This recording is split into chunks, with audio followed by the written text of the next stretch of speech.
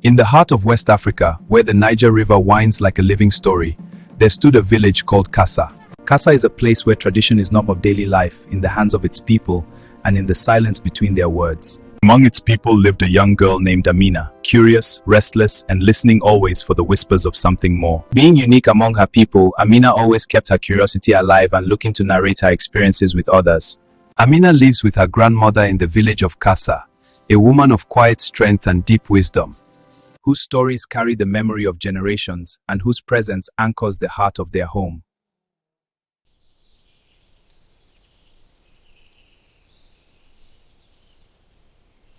One afternoon, while helping her grandmother, Amina discovered an old box, carved by hands long gone, sealed by time itself.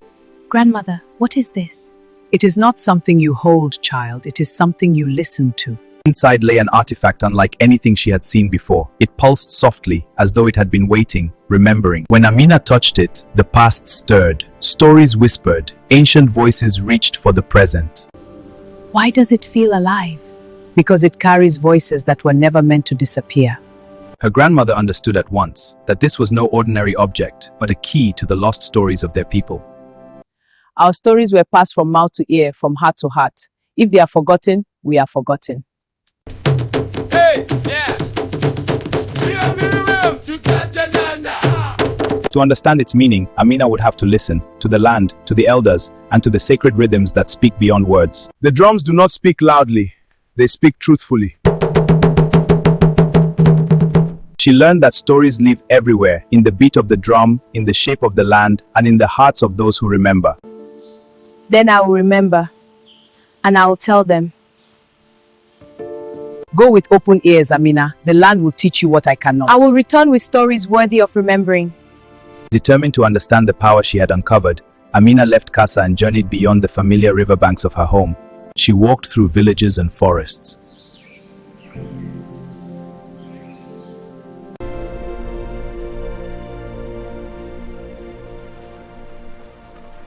In distant villages, Amina sat at the feet of elders, keepers of histories that were never written, only spoken. They told her of ancient kingdoms, of journeys across vast lands, and of the sacred bond between the earth and those who walk upon it. How do we make sure these stories are never lost? By carrying them forward.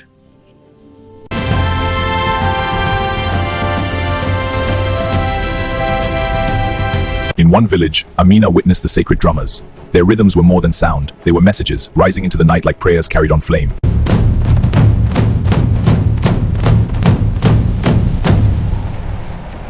These drums speak to those who came before us. To the ancestors? Yes, and if you listen closely, they answer.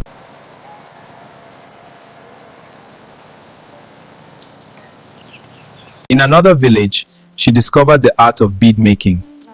Each bead held a story. No bead is made without intention. And when they are strung together? They become memory you can wear. With every lesson, Amina began to understand. They live only when someone chooses to remember. It is not enough to listen. I must carry them.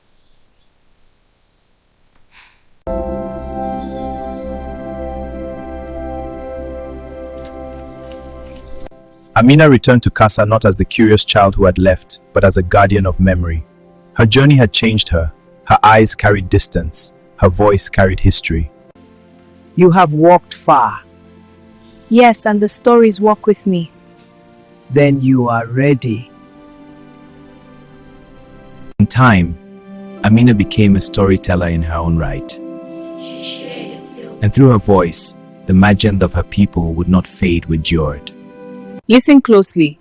These stories are older than I am, older than you, but they belong to us. Will they ever disappear? Not as long as we tell them.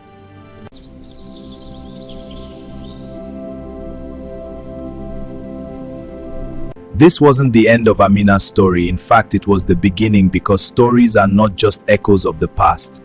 They are bridges to the future.